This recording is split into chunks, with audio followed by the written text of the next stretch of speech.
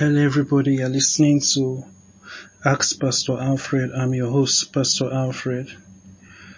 Ask Pastor Alfred is a series of broadcasts that highlight certain portions of information in books that I have written or I'm currently writing that answer questions anyone would like to ask. To ask a question, simply email ask@pastoralfred.com.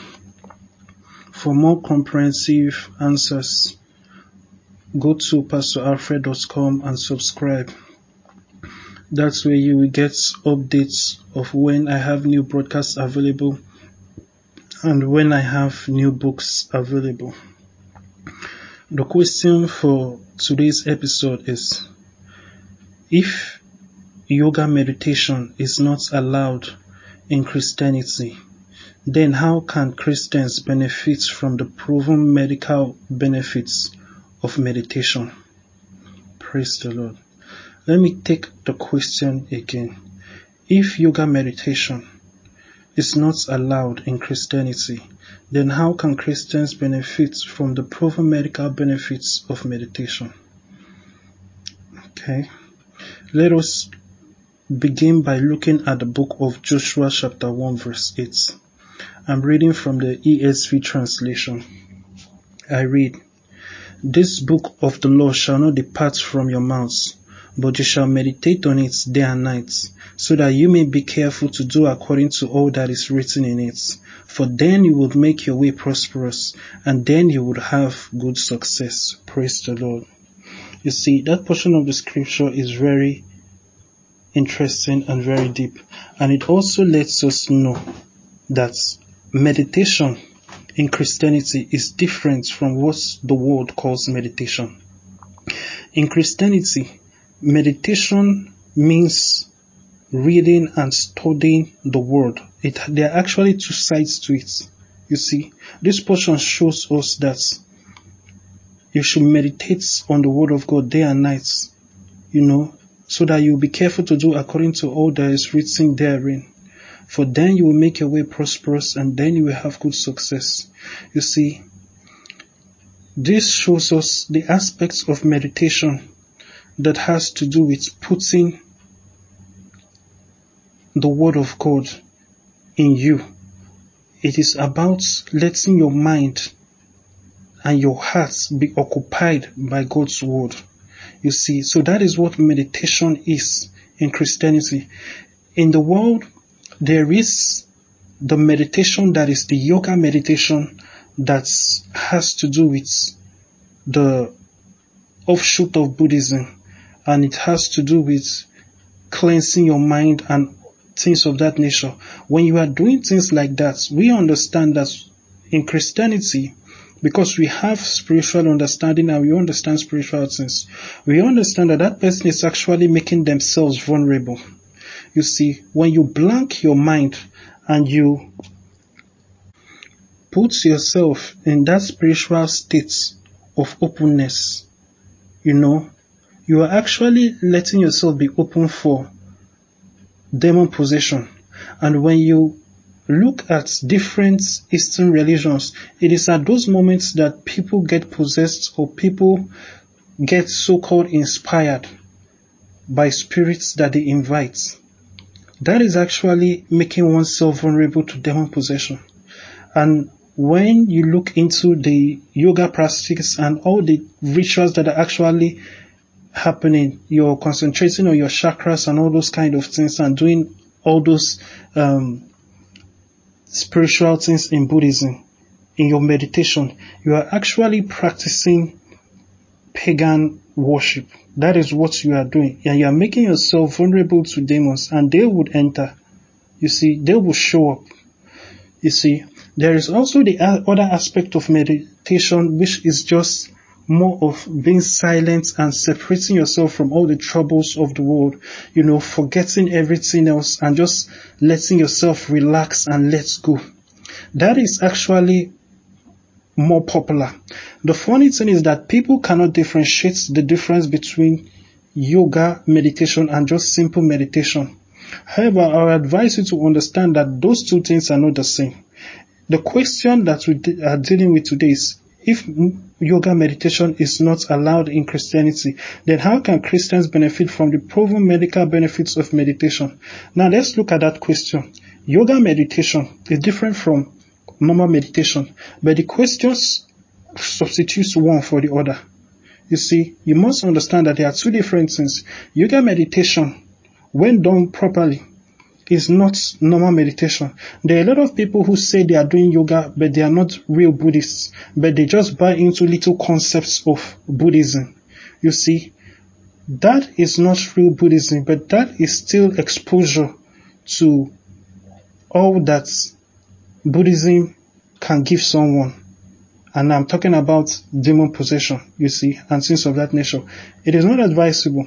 And what has proven medical benefits is not the yoga meditation, it's the meditation itself. Because when somebody calms themselves, when somebody relaxes, when somebody puts themselves in a situation where they forget about the troubles of the world, forget about the troubles of the day, and just relax and calm down and just breathe in and enjoy life and decide to smell the roses, so to speak. You see, that aspect of meditation, which I'll call simple meditation, that is the kind of meditation that has proven medical benefits, because a lot of people worry too much and a lot of people live stressful lives.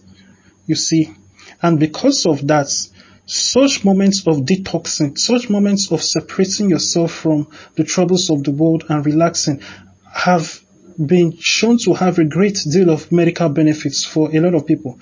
However, this does not apply to the Christian, because you see, in Christianity, Jesus has already told us to cast all our cares upon him. If we live in a constant state of our cares being cast upon the Lord, meditation can have no benefit for a Christian, because the whole point of that sort of meditation, you see, is actually just casting all your cares away, not on God, but just having a time where you forget about all your cares and all your worries. You see, so for a lot of people, that is the only time that all their burdens can be lifted off their shoulder and the weight of all their troubles and all their worries goes away. But you see, that state is the state that Christians are supposed to live in. So we have no worries. The benefits of meditation is that benefit of being stress-free, of being worry-free, you know, of taking out a few moments at the beginning of one's day to meditate in that simple meditation sense of being stress-free and worry-free, casting all their cares away. But you see, in Christianity, we have been told to cast all our cares on Jesus. So that is a state that we permanently live and walk in. So we do not need that simple meditation. However, you must understand that in Christianity, there is our own version of that sort of thing, but it is much more different, and it goes beyond just casting all your cares on the Lord, you see, because we already live in that state. And what I'm telling you about is quiet time, you see. So basically, what the world calls meditation, our own Christian version of it, and I'm talking about simple meditation, not yoga meditation, because yoga meditation is straight up demonic. What the world calls meditation, you see, is what we call quiet time. Our substitute for it is quiet time. But you must understand that they are very different, and I'll explain that to you, you see. And what meditation is in the scriptures, in Christianity, is different from also what the world calls meditation, you see. In Christianity, as we have seen in Joshua 1:8, meditation is actually not freeing your mind of worries and blanking your mind and all of that and letting go and smelling the roses. That is not what meditation is in Christianity. In Christianity, it's actually filling your mind up with the Word of God, saturating your mind and your hearts with the Word of God. There's also the aspect of saying it, because out of the volume of the heart, the mouth speaketh. So there is also that result of meditation, and also the other result of meditation, which is doing accordingly to what you have saturated your hearts with. So you can see meditation in Christianity has basically three parts to it. You see, not even two. I would say there are three parts to it. There is the saturating of your mind with the word of God. There is the speaking the word of God, because out of the volume of the heart the mouth speaketh. Once your heart and your mind is full of God's word, you have to consistently speak the same thing that God speaks. You see, then also there is the doing according to all that is written therein. You see, for then thou shalt make your way prosperous. So there's three parts: putting it in you, saying it, and doing it. So that is the aspect of meditation in Christianity. That is what it means. It means something different. Now I have said that our substitutes, it is not even right for me to use the word substitute, because we started it first. You see, the concept of quiet time started first with Christianity, because you see, Christianity came first. You see, and I've explained all of that before, but just to briefly touch on that, for those who think that Buddhism came before Christianity, no. Buddhism did not come before Christianity. Christianity was here first before every other belief system. Christianity is actually the oldest belief system in the world, because you see, Christianity goes back to Adam. It goes back to, in the beginning, God created the heaven and the earth. Christianity and the whole body of Christian beliefs does not begin with the birth of Jesus Christ. You see, you must understand that it is a continuation of relationships with God, which have always pre-existed in the Old Testament, which dates back to Adam. So the whole body of Christianity goes back to the very beginning. So you cannot use the birth of Jesus as a marking point for when Christianity began. You must also understand something, that also to show the authenticity of Christianity, for those of you who may look at manuscripts of the Bible and say that there are older belief systems that have manuscripts that precedes the Bible, to show you how original and how real the Bible is, you must understand that mankind grew in knowledge. And from the beginning of time, in the days of Adam, no matter what you believe, you must understand that all early stories of man must have been passed down orally. So you see, the Bible began orally with Adam. Adam told the story of his experience in the garden with his children, and so on and so forth. You see, so the history of man, even though it was not written as the Bible, you see, it had always existed in oral form, until later Moses made a copy of it, a documented copy of Genesis and the book of Genesis and different books, and other people made documented manuscripts of their own books. And of course, you know that the Bible is a compilation of 66 books that was written at various times in history. You must understand that.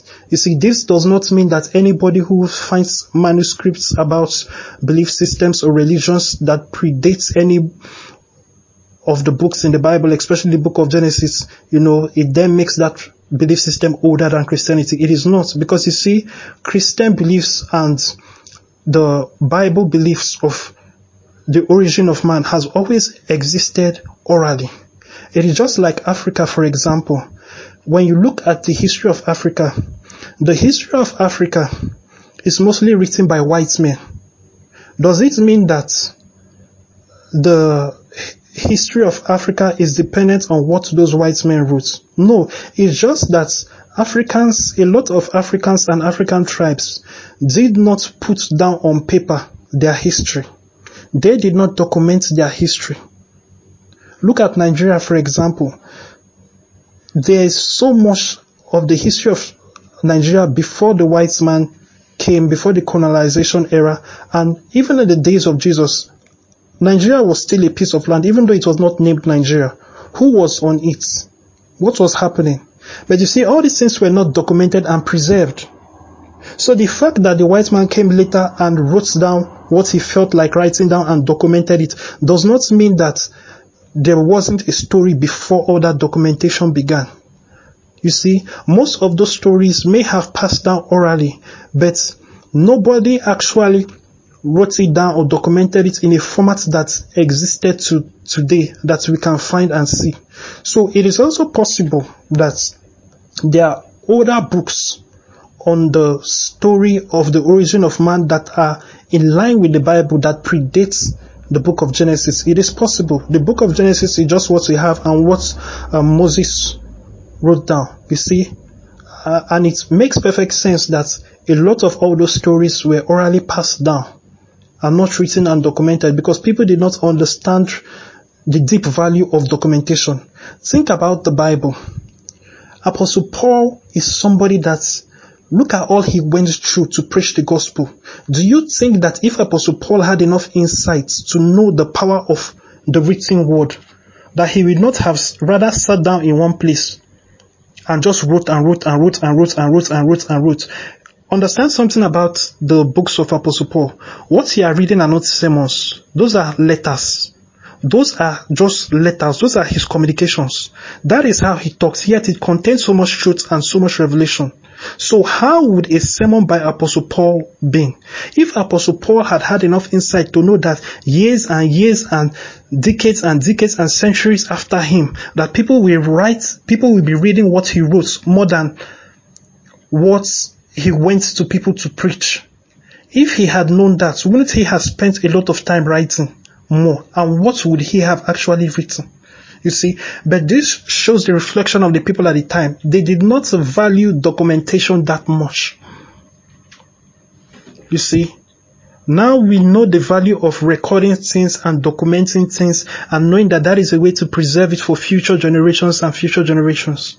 You see, but the mere fact that the origin of man from the Bible did not start from the day that Adam was kicked out, then he got pen and paper or got whatever writing materials and started writing, speaks of the authenticity, because that is how it would have to be. The beginning will have to be orally passed down, because naturally people did not understand and value documentation like we do today. You see, it's just like, for example, even not too far back in the era of slavery, do you know that they didn't have documentation of those who married? So a lot of white people who married black people, there are no legal documentations of their marriage, even though they had the marriage ceremony. There was no universal government, something that you submit. As a matter of fact, when people were born, birth certificates were new. You see, and having your birth certificate that registered with the government were new. There are a lot of people back in the day who were not documented after they were born. They have no birth certificates, and I'm talking about centuries ago, and that is the way it has been for majority of mankind. I'm just showing you something about documentation. You see, documentation being important is only recently, in recent centuries, that we have valued it and we now document everything and take censuses. Back in the day, like we read in the days of Jesus, when Jesus was born, that a census was taken. You can see the commotion that happened. It shows you that censuses were not that regular and the system were not that suitable to really contain and keep account of censuses and things of that nature. You know, it was kind of still new. You know, it was not something that was that easy. There are even to today countries in Africa that they still cannot even conduct a proper, accurate census.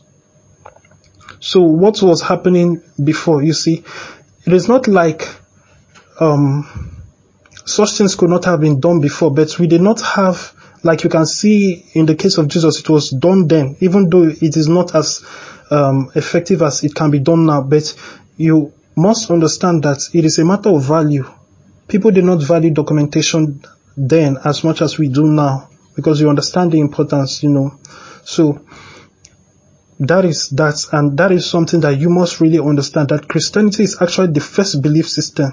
No belief system or religion predates Christianity. You see, anybody that wants to come up with any manuscript that is older than the book of Genesis, that is their cup of tea.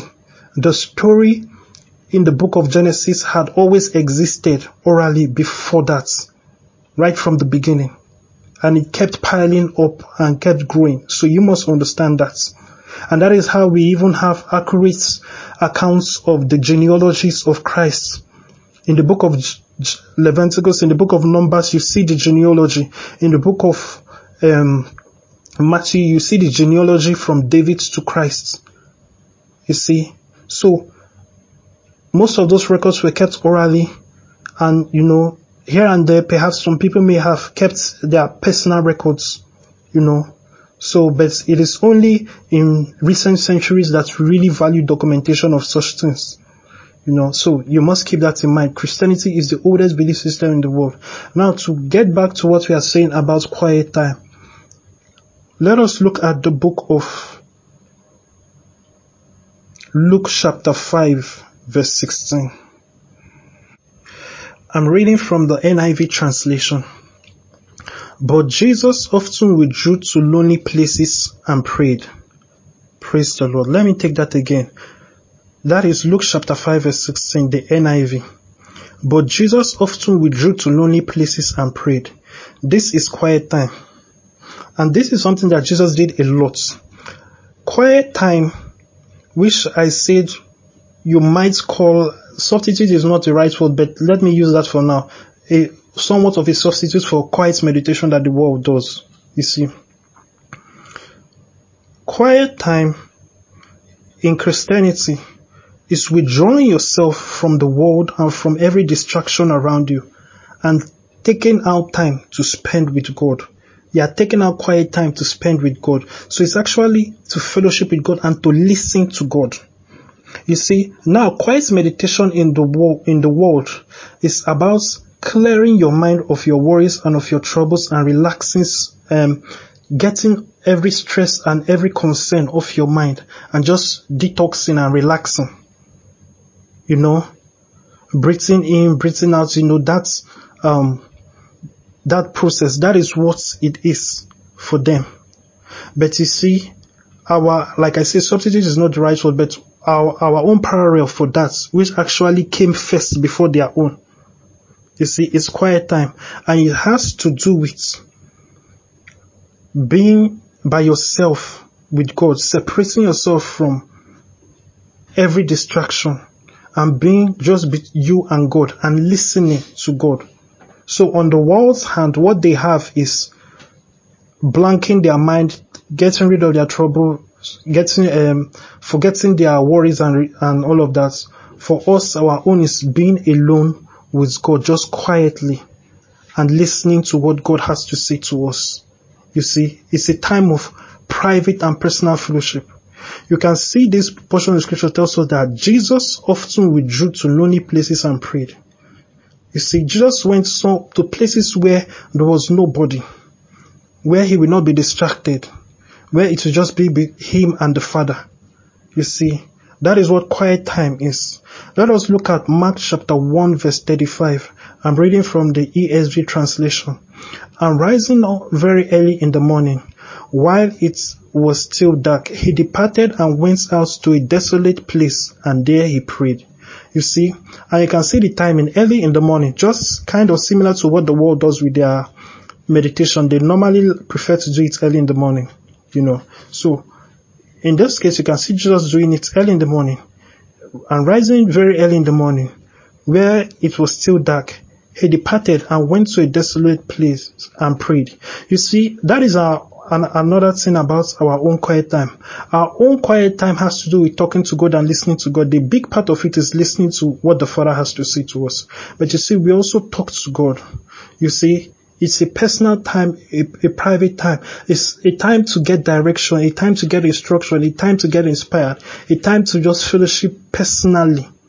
Us and God, quietly, just us and God alone. You and God alone. You see? So, that is something about quiet time and this differentiation with the world. Naturally, this is wonderful and also has, you could say, greater medical, psychological, plus spiritual benefits than anything the world can get from their meditation. Not to forget the fact that the way they do their meditation exposes them to demon possession, and which will lead to a whole bunch of problems. Let us also look at Luke chapter 22. I'm reading from verse 41 to 42. the ESV translation. And he withdrew from them about a stone's throw, and knelt down and prayed, saying, Father, if you are willing, remove this cup from me. Nevertheless, not my will, but yours be done. You see, in this case, this was a very serious time in the life of Jesus, where he was in the Garden of Gethsemane. You see, he separated himself from even his disciples. He went to be on his own, alone. And then he said this prayer. So this also shows quiet time and the importance of quiet time. Jesus, at this important time of his life, what does he resort to? He resorts to quiet time. And you see, quiet time in Christianity is a time for prayer. A time for us to personally pray to God. And it has, you see, two parts. The praying to God and the listening to God. You see, the listening to God, hearing what God has to say so that you can get direction, instruction. You can see that Jesus posed a question here in his prayer.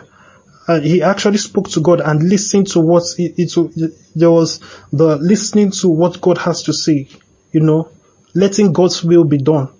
Father, if you are willing, remove this cup from me. He's talking to God. He's praying. Nevertheless, not your will. Nevertheless, not my will, but yours be done. You see? So, he's listening to God for direction, and he got that direction because he knew, yes, that this is God's will, and God's will has to be done. This is the Father's will. Let the Father's will be done. So this is one of the very wonderful things about quiet time. And you should have quiet time if you can every day. As much as you can, it's up to you. It's actually something that is very beneficial and very useful. So you see, at the end of the day, when you refer back to that beginning question, if yoga meditation is not allowed in Christianity, then how can Christians benefit from the proven medical benefits of meditation?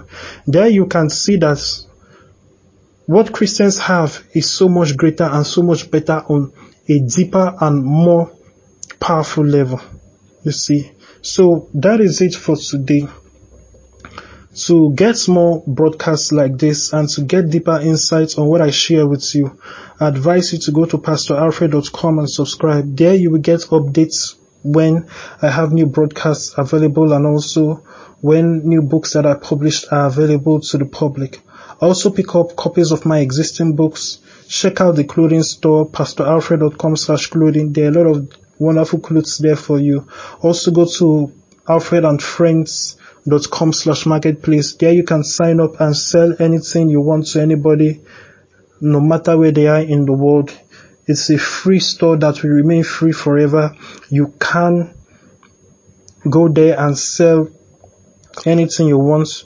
We take only a small percentage, a tiny percentage of fees, which is less than what PayPal and other payment companies will take. We take just a small percentage of fees for every transaction. So that is how that works, so that we can foot the bill and also help the engine of the company, Alfred and Friends, to run. Alfred and Friends is actually a company, and it's a for-profit company that I own. It's a conglomerate that owns and invests in a large variety of companies all around the world. For more information on that, go to alfredandfriends.com. There we can partner and work together. You can contact me and we can invest together and grow together business-wise. PastorAlfred.com, however, that is my personal site, and that is where you will get a lot of broadcast sessions, books, and other things that I'm doing. You see, it's very important you check that out. Once again, thank you and God bless you.